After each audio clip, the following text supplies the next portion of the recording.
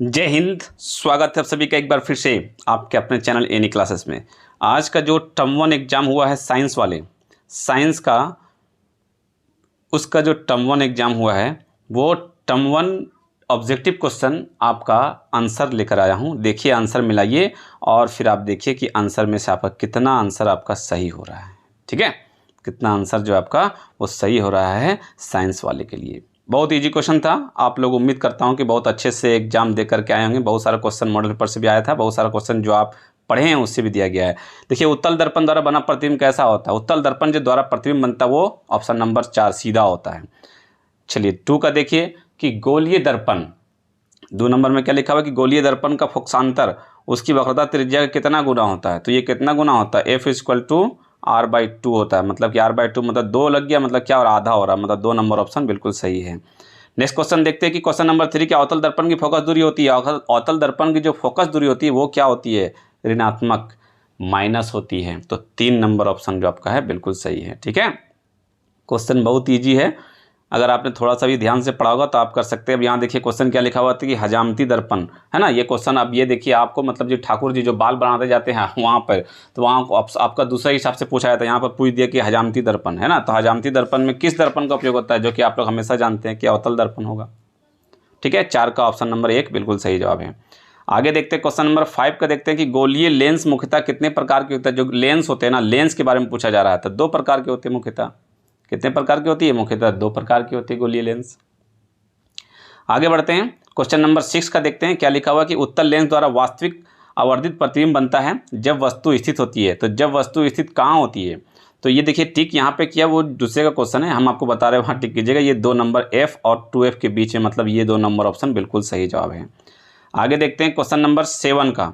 तो 7 का देखते हैं क्या लिखा, जब प्रकाश की किरण, क्या लिखा हुआ कि जब प्रकाश की किरण हवा में कांच में जाती है तो वो मुड़ जाती है। प्रकाश की किरण कहाँ से जा रही है, हवा से कांच में जाती है। ठीक है, हवा से प्रकाश की किरण हवा में रहती है और कांच में जाती है, तो वो कैसे हो जाती है, तो अभिलंब की ओर हो जाती है। ऑप्शन नंबर 3 बिल्कुल सही जवाब है।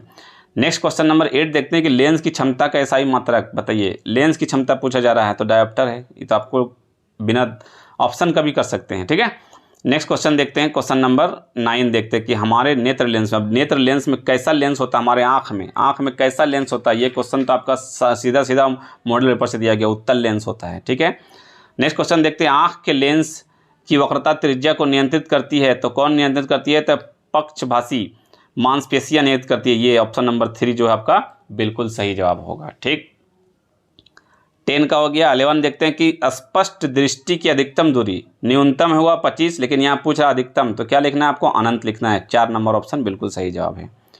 आगे देखते हैं क्वेश्चन नंबर 12 में क्या लिखा हुआ है कि अवतल लेंस के चश्मे का उपयोग करके किस दृष्टि दोष का, अब मैंने किस दृष्टि दोष को दूर कर सकते हैं अवतल लेंस को देख करके, तो निकट दृष्टि दोष को, है ना। ये भी आपका मॉडल पेपर से क्वेश्चन है।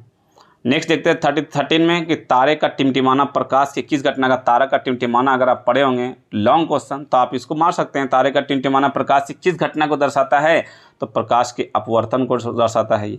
ठीक है, नेक्स्ट क्वेश्चन 14 नंबर देखते हैं किस अभिक्रिया में भाग लेने वाला पदार्थ कहलाता है। किसी अभिक्रिया में भाग लेने वाला पदार्थ तो क्या कहलाते हैं, अभिकारक कहलाते हैं। अभिक्रिया में भाग ले रहे तो क्या है, कौन सा अभिकारक है, पढ़े होंगे आप लोग, तो अभिकारक कहलाते हैं। अब यहाँ देखिए समीकरण क्या है, समीकरण, ये समीकरण किस प्रकार की अभिक्रिया है, संयोजन है कि वियोजन है। अब यहाँ देखिए इसमें एक दिया हुआ तो वियोजन है, ये वियोजन है। ऑप्शन नंबर 2 सही है।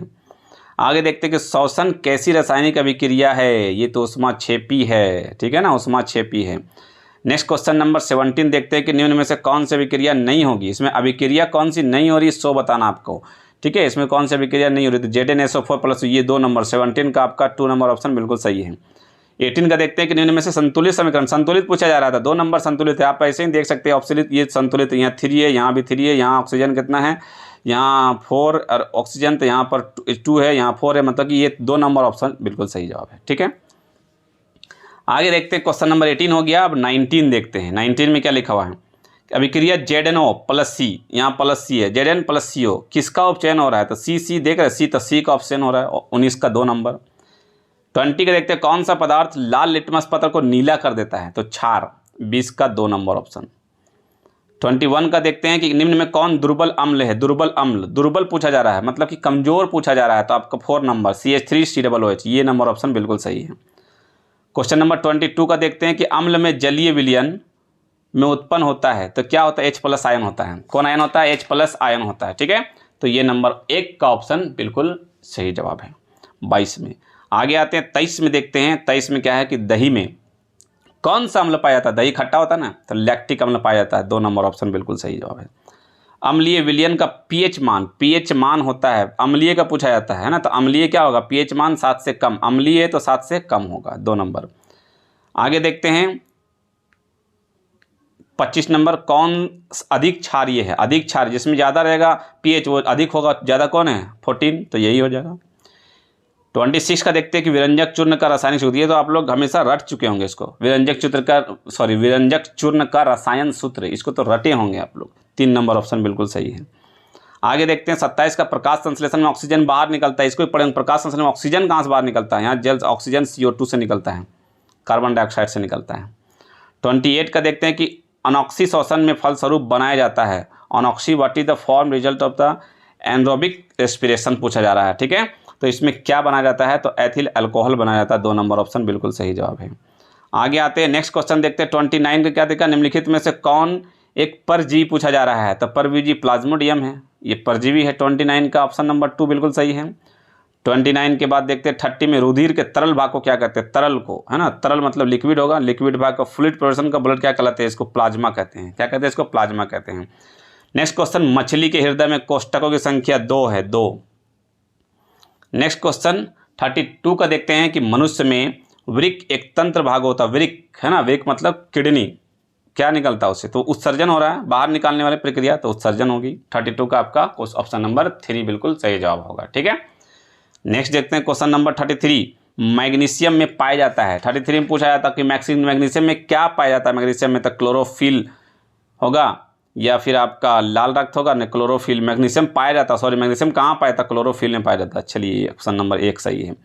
किसमें मुकुलन विधि, देखिए मुकुलन, हाइड्रा, ऐसे ही मुकुलन किसमें हो रहा है, हाइड्रा में हो रहा है।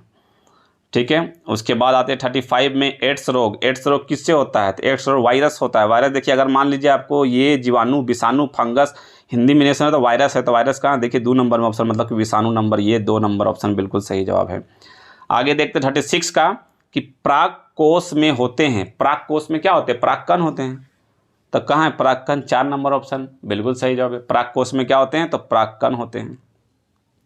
36 के बाद 37 देखते हैं, पूर्ण विकसित अंडाशय कहलाता है। पूर्ण विकसित अंडाशय मतलब कि जो पूरा विकसित हो गया है, पूरा पक गया है, तो पूरा पक गया उसे क्या बोलते हैं, बीज बोलते हैं, बीजांड बोलते हैं, या इनमें से कोई नहीं बोलते, या फल बोलते हैं। जो फल तब पकने के बाद फल ही नहीं बन जाता, ये फल हो गया। ऑप्शन नंबर 1 बिल्कुल सही जवाब है।